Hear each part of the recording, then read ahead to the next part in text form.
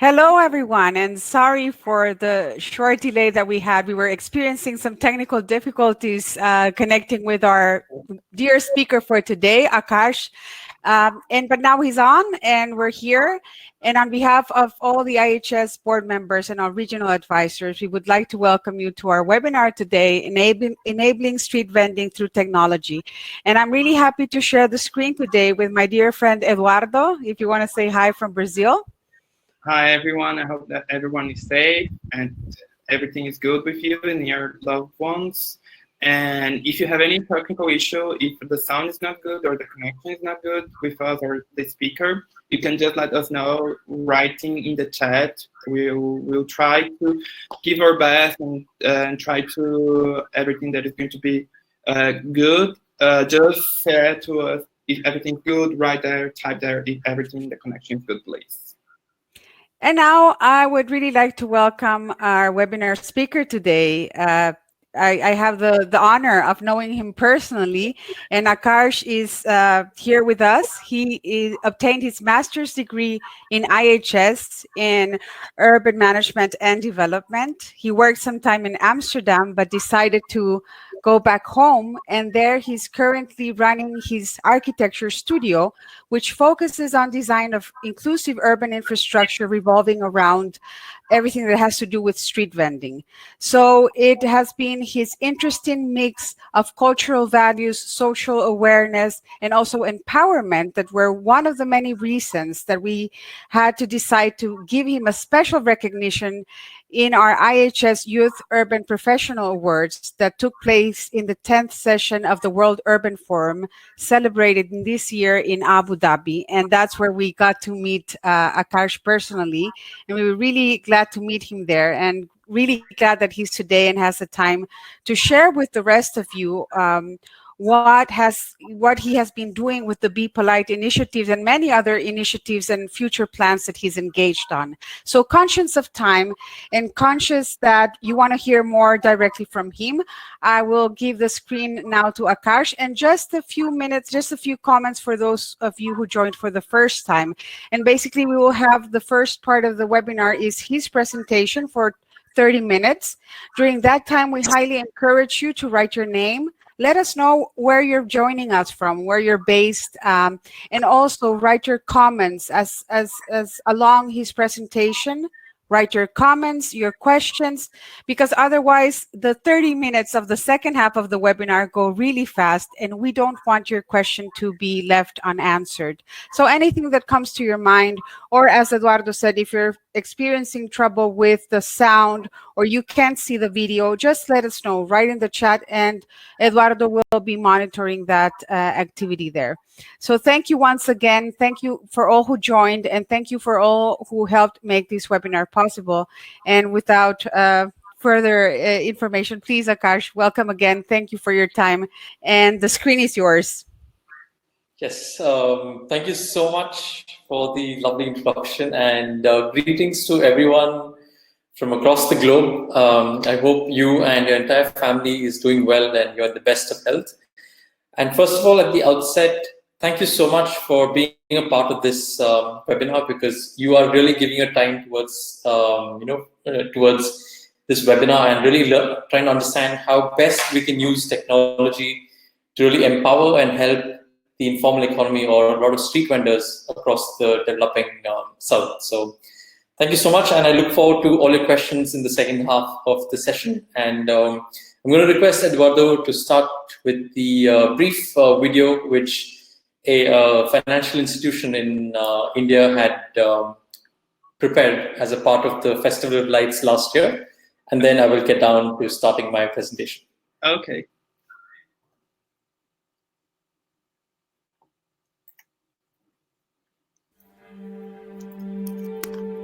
उजाले की असली अहमियत वही जानते हैं जो पहली किरण के साथ निकल पड़ते हैं और दिन ढलने पर वापस, जिनके जीवन में दिवाली का दिया तो है और रात का अंधेरा भी, और यही अंधेरा दूर करने उजाला बनाते हैं आकर्ष जैसे लोग। फॉरेन की नौकरी छोड़ लौट आए एक नई सोच के साथ, अपनों के करीब, अपने देश के लिए। शहर की गलियों और चौराहों पे अपनी रोजमर्रा जिंदगी गुजारते हुए रोशनी से जूझते लोगों के लिए, जिनके लिए ढलता सूरज आराम नहीं, दिक्कतें लाता है। काम में गिरावट, सुरक्षा में कमी और बच्चों की अधूरी शिक्षा इनकी जिंदगी का हिस्सा बन चुका था। ज्ञान को लोगों की भलाई में लगाने का यही सही वक्त था।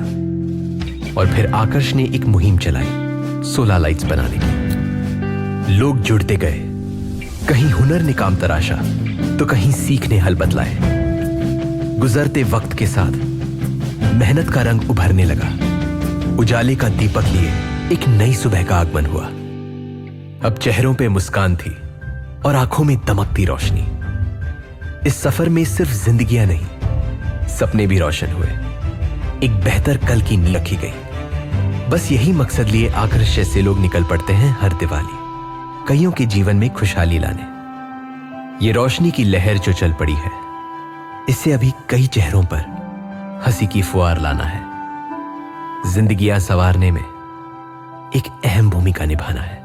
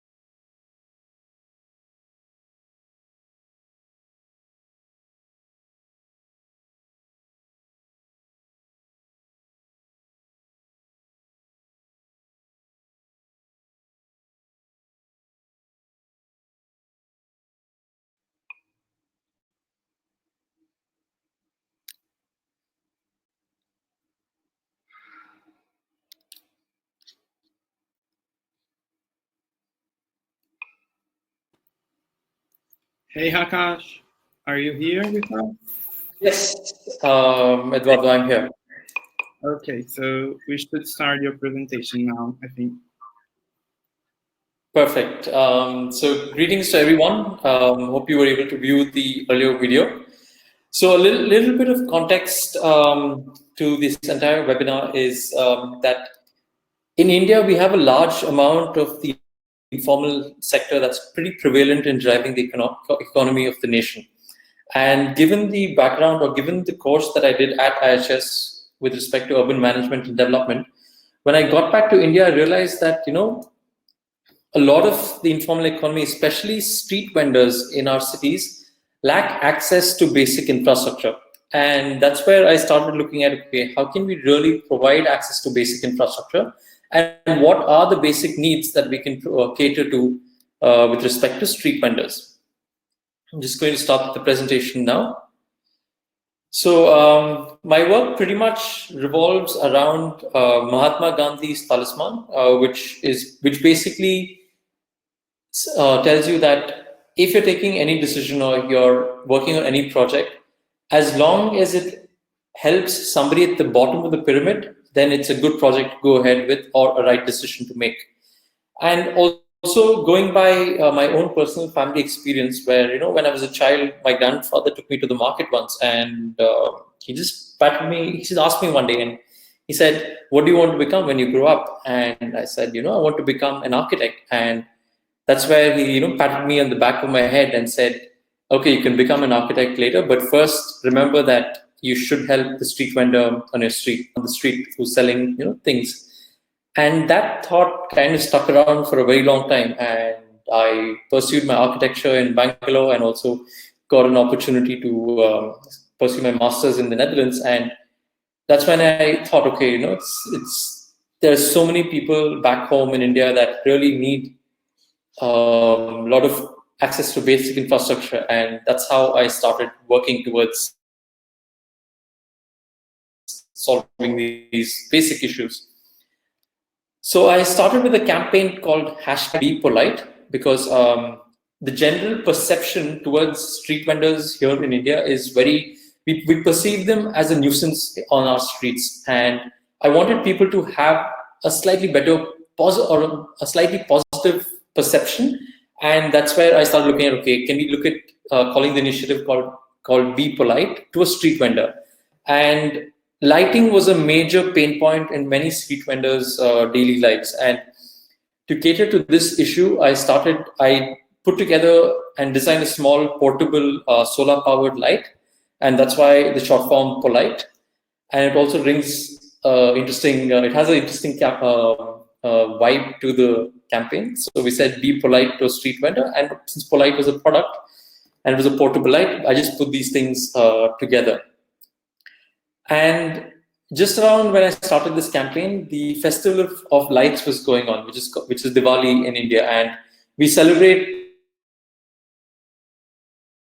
Diwali predominantly by bursting fireworks and pollution in the environment. So I said, let's combine all these values of cultural, like a festival, the cultural values, clean energy, and get citizens on board, and also involve the bottom of the pyramid.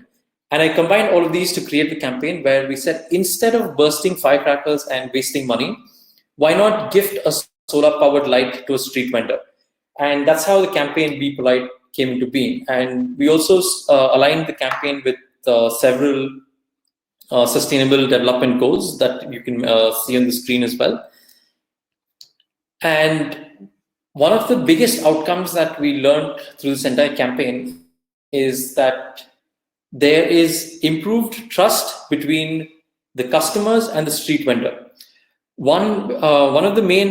was one of the main highlights of this entire campaign. And apart from their income levels going high, a lot of customers said that, now I can pick and choose the vegetables properly because there's a light, and also I know for a fact that the street vendor is not cheating me because now I can see how much money they're giving me in return. So the perception has started to improve, and there's a better trust factor between the street vendor and the customers.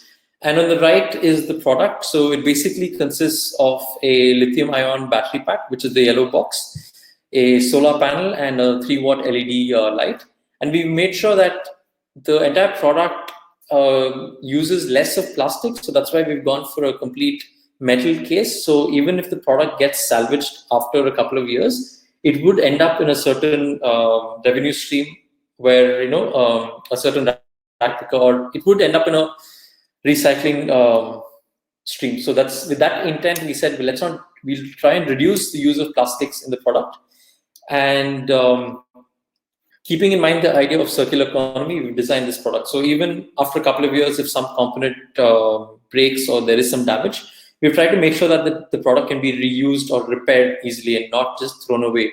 So we're trying to reduce consumption as well. And another outcome is urban safety.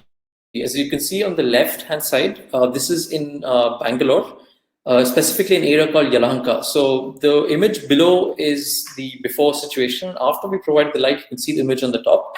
So the vendor's name is Sabina, and she sells like biryani and rice and tea and coffee. And just in the background of the image, there's a railway line. So there's a railway station close by, and some people, especially after finishing work, they take this path to come back to this side of the neighborhood. And a lot of women feel safer because she's there, and there's a proper lighting that she's in her cart. So on certain days, if Sabina has not set up her stall, many people take an extra 1 kilometer walk around this path because otherwise there's no light over here and there's nobody there. So having a street vendor being present in certain areas definitely adds value from an urban safety perspective. So that's something that we as urban practitioners must consider, especially when we plan a lot of areas.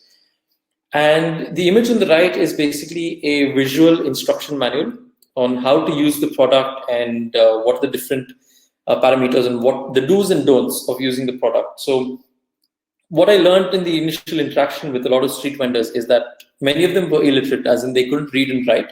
So that's why I collaborated with a cartoonist in Bangalore called Sridhar Komravali, and we came up with this visual instruction manual. So it's a little easy for the entire the community to understand how to use the product and the do's and don'ts.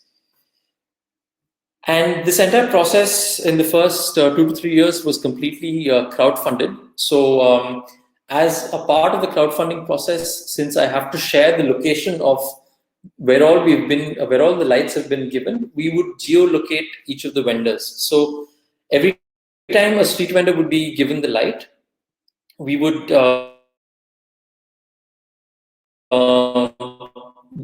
take the lat long of that location and put it up on a data collection. And this map would be shared with all the funders who contributed to the Be Polite campaign. So they can check where the light has been given and possibly visit them as well. And in case they want their number, we also share the contact number with the patrons, so they know that the light has been given to the right person. So this is actually the foundation.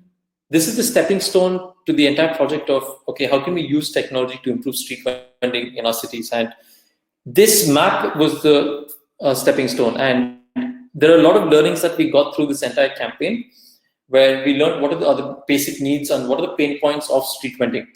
And another interesting aspect is that in the first campaign, a lot of patrons suggested to me and my entire team, saying that, if you're giving the product for free, give it to the lady who's running the push cart. And that's when we decided that we would only give it to the women street vendors in Karnataka and other parts of India as well.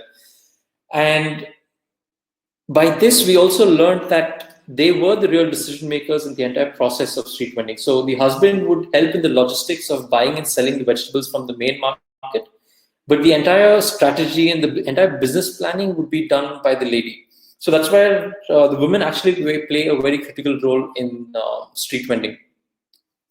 So this entire campaign, we've done it for 3 years, and this year is going to be the 4th year. I started off individually with another friend called Naga Karthik from Sauramandala Foundation. And then we started looking at partners where we tied up with universities, where I started teaching other students on how to create a crowdfunding campaign. And we gave them these activities where they would go and identify where the students would go and identify street vendors who need this light. They would do a crowdfunding campaign, and then they would give the light. So we've done this with Dhawan Institute of Management, Bapuji MBA College, Techno India University in Kolkata. So we've been incrementally growing, but our way of scaling up this initiative is to really use students and give them the skill of crowdfunding, because when you create a crowdfunding campaign, they also learn a lot of other skill sets that they learn. One is to be exposed to the social sector, and also to understand how they make videos or storytelling, and how do you really bring an idea and implement it in the real world. So these were the skills that we imparted to a lot of students at Techno India University in Kolkata, and also in Davangere and Bangalore. So we took care of lighting as one key need, and the next logical need that we started looking at was refrigeration. So we said there are almost like 100,000 street food vendors just in Bangalore alone. So imagine the number that would say that the number of street vendors in India is probably 1 to 2%, and just the estimated contribution towards the gross domestic product of the country is huge. I mean, that's how crucial street vending to an economy is. And we started looking at how we can provide cold storage, because in India we have with every street food there's an item called chutney, and this chutney is usually made in the afternoon and consumed a little later in the evening. And since the street vendors lack access to refrigeration, there is a very high probability that the chutney can get fermented and the bacteria count can go up.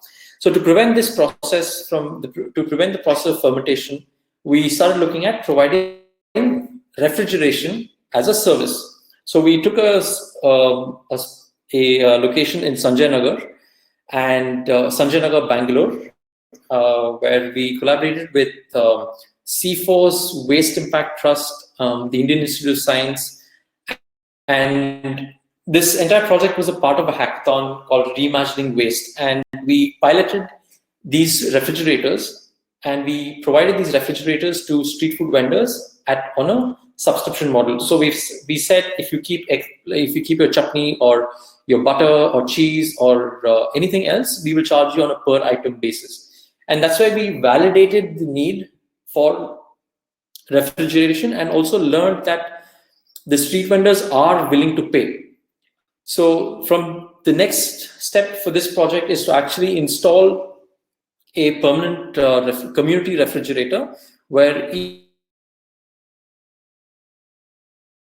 each street food vendor would be informed with a lock-in key, so you can make sure that they keep their items safely. But we are planning not to allow them to store anything overnight, because that defeats the purpose of the entire idea of street food, because street food is fresh and almost everything is prepared fresh right in front of you. So if we start providing cold storage overnight, then that defeats the purpose, because they might start storing the leftover food and then start mixing it and then providing it to customers. So we wanted to prevent that. And this project was called Chilled Chutney Cart. I will be sharing the video link to this as well a little later. So going forward, we said, okay, we finished cold storage, we looked at lighting, and started looking at, okay, how can we look at creating a street vending zone? Because in India, we have a legislation that was passed in 2014, which is called the Street Vendors Act. And the Street Vendors Act primarily for local bodies and municipalities to give ID cards and give a sense of dignity to street vendors who are present in that city. So we started looking at creating vending zones. And one of the main hurdles we faced at this stage was that the municipality would say that, we only have the data of just like 2,000 street vendors, when there would actually be about 25 to 30,000 street vendors. And this image is particularly from my hometown in Davangere, which is about 4 hours away from Bangalore.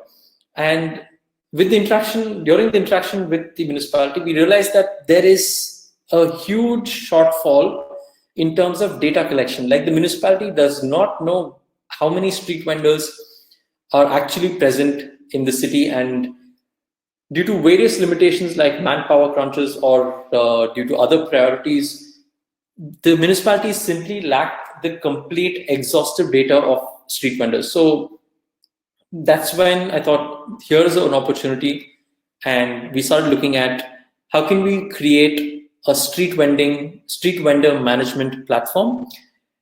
And the fundamental thought behind this was, why not create an aggregator platform where all the street vendors could be present, and you as a customer sitting at home will be able to find out who are all the street vendors around your area and what are they selling. So you can directly connect with the street vendor over a phone call or using the app.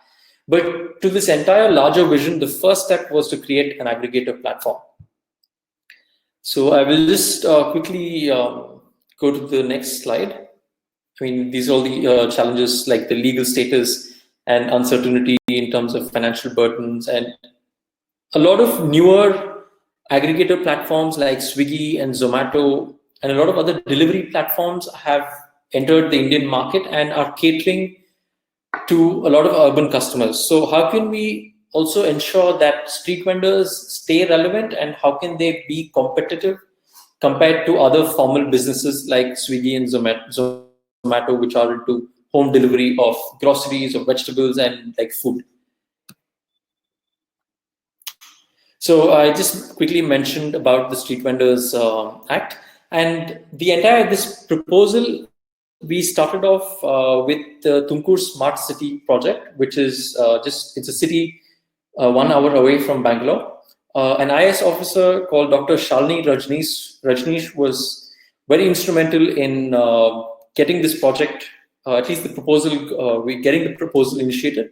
And it was purely because of her proactiveness that we got onto this project, and we said, okay, let's start looking at an entire dashboard and a management platform for street vendors. And specifically in Tumkuru Smart City, we looked at, okay, what are the stakeholders in the entire ecosystem? And in this entire ecosystem, the urban local body, ULB, plays a very crucial role. And right now, in the current scenario, we noticed that the registration process or the survey process was being done manually. There were just about 2 to 3 people in the municipality, and they would get help of another 3 to 4 people, and a total of 5 to 10 people would go to different parts of the city, and they would take a survey form which was in English, which could be found on the National Urban Development Authorities Ministry's website, and they would have to translate it, print the form, and then go to the street vendor's location, manually fill those forms, and then come back to their office. They would digitize that data onto an Excel sheet, scan the photographs, and then they would send it to the central database, which would then give them the ID card. So in this city, approximately when we did this project, just about 2,500 street vendors were surveyed, and just about 70 to 80% were given the ID cards. It definitely would have increased by now, but this was when we had done the initial survey. That was the data from back then. So it was a very laborious process. So if you look at the manpower, we're looking at 6 people, and this would take like 15 to 20 days. And each vendor would approximately consume 1 hour of time of the manpower. So per vendor, it would take 1 hour for the municipality surveyor to really get down the details, and this is very time consuming. And we started looking at, okay, what are the needs of the street vendors, what are the challenges that they face, what are the needs of customers. So we tried to mix, like really match the needs and challenges and see what are the opportunities that can be provided. That's why we looked at, okay, we need to connect the farmers who need better price for their agricultural produce, and that's where the street vendors and the urban markets and the food supply chain comes into the picture. And the street vendors needed the most important thing was legal identity, because if without a legal identity, they would face a lot of harassment from the police or a lot of other urban authorities. And certainty, so they should know that, okay, if I'm going to be selling a certain item over here in this location, I should be able to access infrastructure, and there should be a certain predictability and fair price. And we also started looking at how customers and the urban local body can also, all their needs could be met. So we took all of these needs through this need assessment, and then we looked at, okay, we're going to divide this project into 3 phases.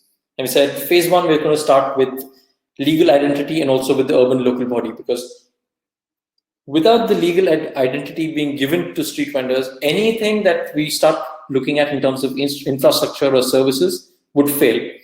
So that's why we looked at, this is the first step going ahead. And we started looking at, okay, we're going to create a digital portal, put all the database together of all the identity with respect to the street vendors, and also make sure the vendors get their ID cards. And also in the second phase, create a customer facing application. So you as a customer can sit at home and find out what vegetables are being sold in real time. And in the third phase, look at regulatory compliances and infrastructure planning. So really get down to vending zones and basic amenities like toilets for the vendors, and integrate that with a lot of other urban infrastructure that's being planned through the Smart City initiative. And also provide them with training with respect to food safety and how to prepare street food in better hygienic conditions. So all of these were planned in the phase by phase manner. And our vision was mainly to make sure that we have a multi-stakeholder digital platform, and ensure that the Street Vendors Act of 2014 was implemented. And more importantly, look at an inclusive and participatory way of planning, so that one, we look at digital inclusion of the bottom of the pyramid, and also ensure that we can create a replicable and scalable, high impact inclusive solution. So this was the larger vision that we started out with. So I'm just going to skip these slides, but we started looking at how can we create a self-registration process, which would be done by the street vendor themselves using their smartphone.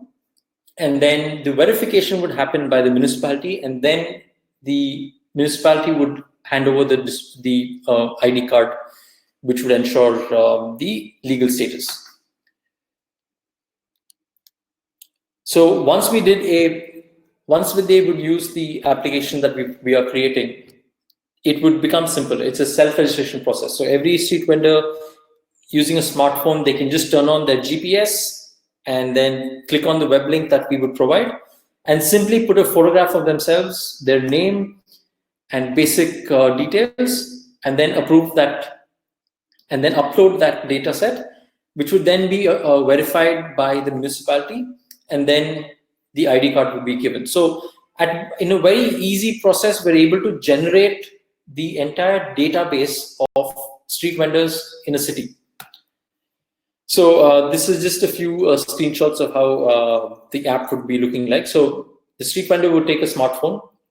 Just to give a little bit of context, through the entire campaign that I've done earlier with Be Polite and giving the solar powered lights, I've noticed that many of them have actually started using smartphones. One, because we had there was a policy by the government of India many years ago that we call demonetization, where they said that you cannot use certain notes of certain denominations, and this forced many street vendors to start accepting digital payments. So there's a large number of people who actually use smartphones in street vending, and using these smartphones is sort of become the new normal. Yes, there are a few exceptions, but we've noticed that those who do not have smartphones, they either ask their neighbor or their children to help with the registration process. So once the registration is done, we have the field verification. So we generate a unique ID, which is given to the vendor and the municipality. So once the municipal officer comes to the field, and he would just say, okay, what is your code? And then he would say, this vendor is here, and he would verify the location. So once the verification is done, the municipality would be provided with this entire back-end data storage, which would give a complete dashboard. How many street vendors are there? What are they selling? Where do they live? Their age, gender. We would like the potential of collecting this data and putting it together in one platform is immense. So in a matter of just a few weeks, through proper publicity, through news media or newspapers, and active propagation by the municipality, in just a matter of a couple of weeks, we should be able to get the exact number of street vendors in the entire country, possibly. So as a part of the next process where we're looking at a customer-facing app, since we have the locations of these street vendors, we would geolocate all of them on a map, and the customer would be able to see, okay, this person is selling this particular idle vegetable or this particular fruits or food. So we're just able to provide their mobile number and contact and a photo of what they're selling. So that's the first step. The next step would eventually be to look at real-time monitoring, where maybe we can give them a real-time stock of, okay, this person has this particular item on their push cart.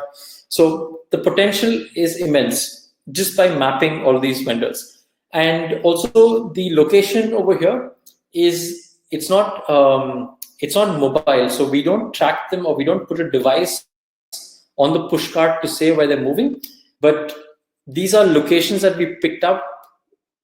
These are locations of places where they sell for a majority of time. But going forward, there is a need, and we've been asked by the Smart City Initiative to see if we can provide smart push carts, which can be solar powered, and they also have a small GPS device on top. So that they're able to monitor the street vendors and see what are the buying and selling patterns, and just monitor them. So this is the phase 2, which would be the customer facing application, where they can test the application, get on board.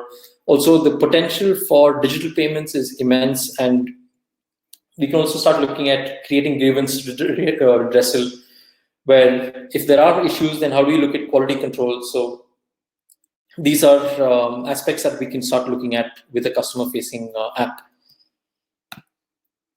So this is just a few screenshots, and so as a customer, if you download this app you can probably look for fruits and vegetables, street food, if you need accessories, or if you want to find where the nearest cobbler is located. So these are all like immense potential that we can look at. So this is an example. So if you turn on a GPS, you'll be able to know who is the nearest street vendor who's selling XYZ items. So it could be coconuts, mangoes, fruits.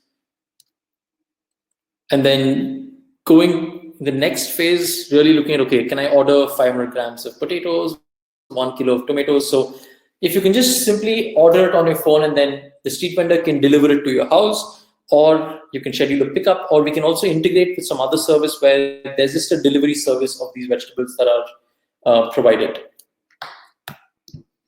And again, street food. I mean, a lot of people love street food, and street food has a very cultural association across a lot of cities. So again, you can start ordering food, something like a lot of, I'm sure a lot of cities across the globe, like how you have Uber Eats, like why not have something similar for street vendors, or at least get them on board to a platform like that. So in the eventual phase, we're looking at how we can look at participatory planning, really get all the street vendors on board and ensure that it's a very participatory process, because a lot of the laws, at least at the urban level, are very top down. You know, it's a lot of the urban class or the urban middle class, they think that cities have to be a certain way, and we have this utopian dream of very clean streets with manicured plants, and this very European notion that, you know, my city is going to become like London one day, or it's going to become like Singapore. So we need to start looking at how can we create infrastructure that caters to local needs. And one of the pressing needs is to really look at how we can create infrastructure for street vendors. And if we have their voices on board, I think that's where we've sort of started our journey in the right direction. And the larger underlying thought process behind what I'm doing is, if we can start with the street vendor, who's the most basic form of economy in the city, we can start looking at how the street gets better, and then once the street gets better, the neighborhood gets better, and then neighborhoods get better, the entire city gets better. So really looking at a very bottom-up approach to this entire process. And it definitely is taking time, but we are making solid steps, and a lot of people are joining hands together. And we've been in touch with a couple of municipalities in India, and specifically with regard to the COVID situation during the lockdown, a lot of street vendors had to initially stop selling, but since they were providing a lot of essential services, the district administration or the city administration realized that we must ensure that the street vendors are allowed to sell the vegetables, because that ensured that people do not throng or come towards the market and ensure the crowded markets get crowded. So this was a pure example of how decentralized model of food supply works. And the street vendors were the most resilient. All of the formalized shops or formalized food delivery services like Uber Eats and a lot of other apps like Dunzo, Zomato, Swiggy was simply not able to operate during the lockdown. And it was only the street vendors who were there selling like fruits and vegetables and essential commodities. So this clearly shows that they are the most resilient, and they, come what may, whatever is the economic situation or the social situation in the country, the street vendor would be at your service. And these are just some of the images that one of my colleagues, Pooja, had worked on, where they looked at a participatory planning process at Gandhi Bazaar in Bangalore, which is part of a larger project with GIZ.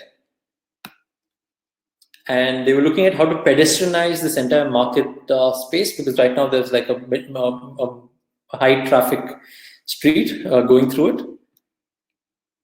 And something that we looked at a lot of case studies from other parts of the world, where in Delhi, an organization called Nasvi had tried the pilot of creating this app for street food.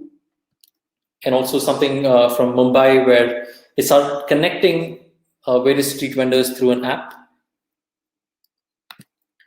And similar initiative in this is from Indonesia, where they were looking at providing complete infrastructure and solar powered and access to a lot of other basic infrastructure as well. So yeah, I mean, just as a platform that we're putting together, we're really looking at it as a bottom up initiative where we're looking at how the vendors can start using this app and then start moving up in the in terms of the hierarchy of needs. So this is the overall plan that we have. Phase 1, create a digital portal, and then we create a customer-facing application, and then we look at regulatory compliance and infrastructure planning. So what I started off with the light was pure basic needs and infrastructure. And then we came back, I reached a roadblock where I realized, okay, we really need to look at the policy and things like basic data collection. And that's where we went back to a digital portal to collect the data of street vendors and then come back to an application and then eventually back to infrastructure. So this is a part of an ongoing journey, giving you more updates. And I'd like to thank you all so much for going through this, being a part of this journey. And I'm sure that very soon you will all hear more updates regarding this initiative as well. Because just in a few weeks, we are going to be launching another data collection module, because the government has launched a scheme to provide interest-free loan to street vendors. But at the same time, they don't know how many are there, like how many street vendors are actually there in our cities. So we're looking at bridging that gap and ensuring that we can provide a complete database of street vendors in at least in every other city that can be possible. So thank you so much. And please do follow our page called Be Polite City on Instagram, Twitter, and Facebook. And I would love to hear all your questions and thoughts regarding this project. Over to you, Eduardo.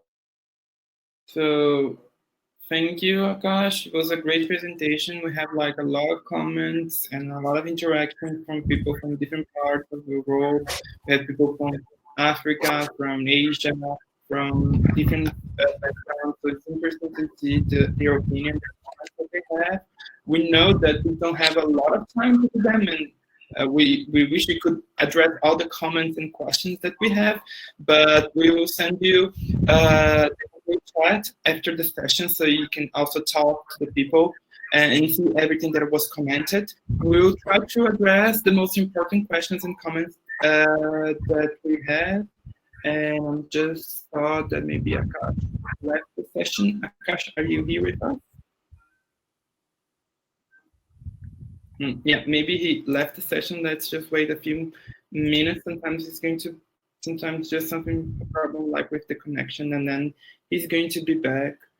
We are having a lot of comments. We will try our best, right? To address all of them at the time. But thanks for all who joined today. And please remember that the presentation will be posted in makingcitieswork.net.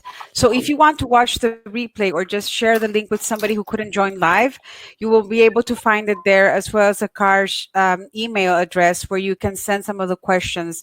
And we will also share all the comments and questions in the chat with Aakarsh in case he can answer later.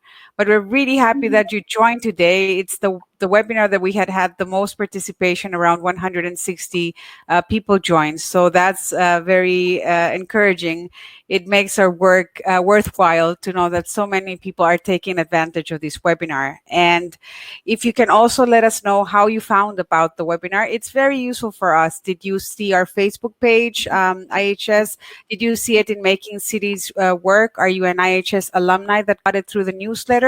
So all of these things give us very important feedback so we can address this communication to you. And now we have Aakarsh back in the room.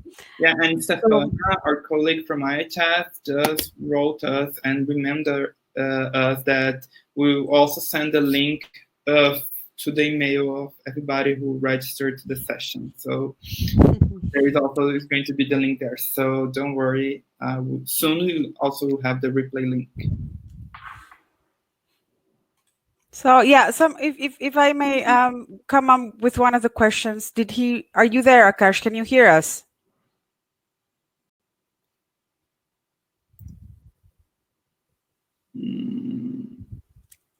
I'm seeing here, maybe it is a problem with the connection. Let's see.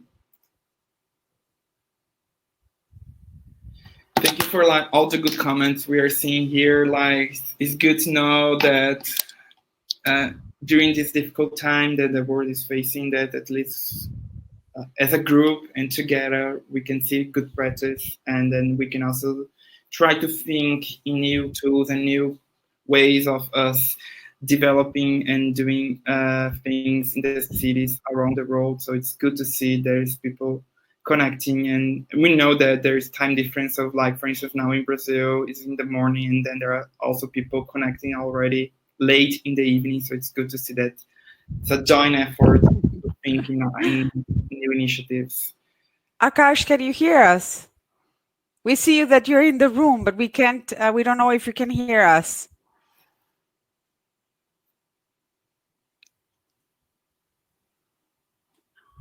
Can you write in the chat in case you can hear our...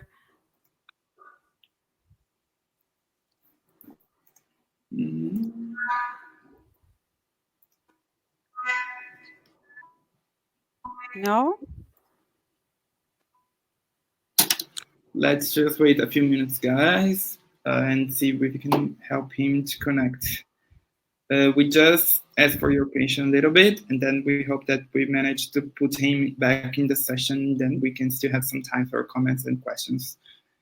Let me see if I can just wait a few minutes, please.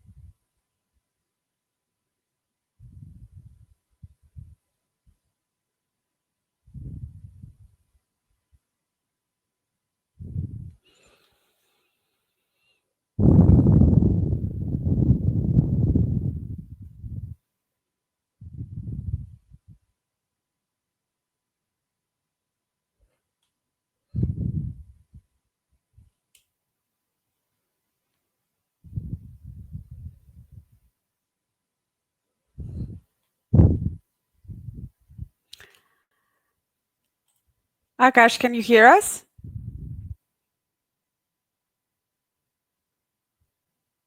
Oh. Well, let's try to give you... Let's try to give him some more minutes. But in the meantime, I would like to use this opportunity to invite those who are still online, so that to invite you to tomorrow, and those who have our IHS alumni and also can see our Facebook page, to the IHS Alumni Network online meet that's going to take place. So please register if you want to discuss a little bit about yourself and the cities. It's a good opportunity to join and have a nice conversation and share some points of views about what is happening in the world. And hopefully you can join us tomorrow at 3 o'clock. Please take a look at our Facebook page. More information will be there available for you. And I don't think we're having... Aakarsh, can you hear us?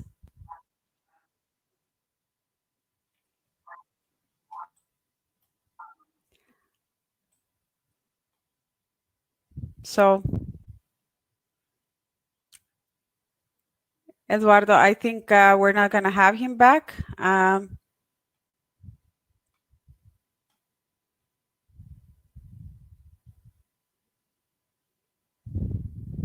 And apologies for this technical error. It's the first time it happened since 2018 that we're missing our webinar speaker, but hope he can connect, or otherwise we'll try to have another session and hope he can answer and hear all your comments afterwards. I think Eduardo is explaining to Aakarsh now how to get back on the video. And we hope at least we can still have some more minutes, either to share your questions or read to Aakarsh some of your comments. Hey, Aakarsh, can you? Yanu. Hey, Yanu. I am with Aakarsh on my phone, so we're going to try to do like this. I hope that it will work. Okay. So, Aakarsh can say hi to everybody. Yeah, hello everyone. Apologies for this technical issue, but I'm here and I can hear you all. Okay, so Aakarsh, I will try to share some questions with you, or if you can see them online. Either way, you know, we do have a lot of comments that maybe we will share with you, and maybe you can address some of the answers yourself. But one of them was from Helen, and she says, "How does your fund work? Is it still on crowdfunding?" So the first 3 years was purely on crowdfunding, and since I run an architecture practice, I've actually started designing these solutions and providing them as a service to the municipality. So we're pitching proposals to the smart city mission and the urban governance body as well. So what started off as a crowdfunding initiative is now moved on to a very professional proposal where we're using the learnings from the crowdfunding campaign to pitch for a project with the municipality. Okay, and we have another one from Robert saying the street vendors identified, do they have a group-based organization within the implementation process? Were they all involved, or there were others who were resistant to the process of change? So there are some street vendors who have already formed groups. So there are two main associations or two main bodies. One is called NASVI and another one is a part of the AICTU. So they are already associations that have been formed, but they are still very limited. So they do not cover majority of the street vendors yet. Ready to connected to doo-doo. Not seen the potential or the real value in getting together to form an association. So hopefully once we start creating other value-added services for street vendors, more people would come together as well. Thanks, Aakarsh. And it sounds much better, Eduardo. Thanks for fixing that on the spot. And we have one from Linda, and she says the shift is towards formalizing street vending. Will this include identification of vending space for the target beneficiaries? I'm sorry, could you just repeat that, please? Yeah, so it's Linda Ornia, and she says the shift is towards formalizing street vending. Will this include identification of vending space for the target beneficiaries?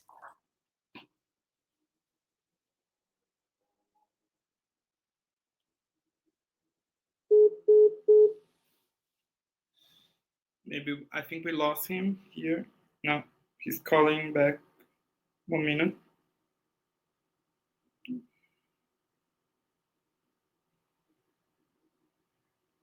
One minute.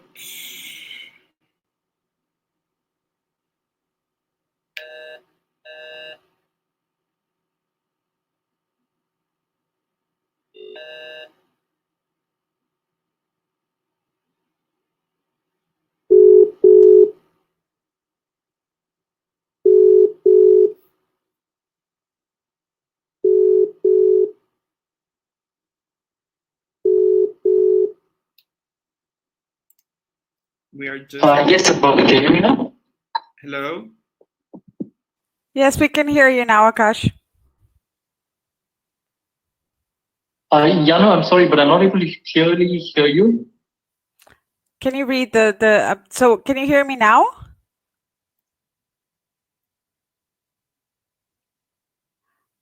No.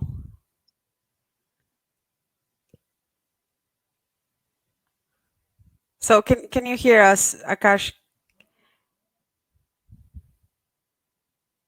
I think we're gonna have to stop here, Eduardo, unfortunately. And we regret, but these things are out of our control, to be honest, and these things hardly ever happen. But sometimes they do. So we thank you all for joining today's webinars. please keep in touch. Take a look at our website. We have more upcoming webinars soon, which will probably interest you as well. And go and look at the link for the replay. Is he back? I think maybe the connection is a bit. Yeah. So I think we will have to call it. We will have to end it to be conscious of time for those of you who have to leave. So thank you very much again for joining, and thank you on behalf of the IHS Alumni Board and also IHS. We have Stefana, we have Sonia, our regional advisors, Mansi watching, Justin, and also Eduardo from Brazil making all of this connection possible. And thank you to all our speakers who always give us their time, and we appreciate their knowledge and sharing their very interesting experiences. So thanks to all, and have a good evening or enjoy the rest of your day. Bye-bye. Thank you, guys. And we will try to do our best to address also the comments and questions. So soon we will have something to also answer it. And we also will send the Aakarsh email, so you can also write to him and also talk to him directly. Okay, bye-bye, guys. Bye-bye.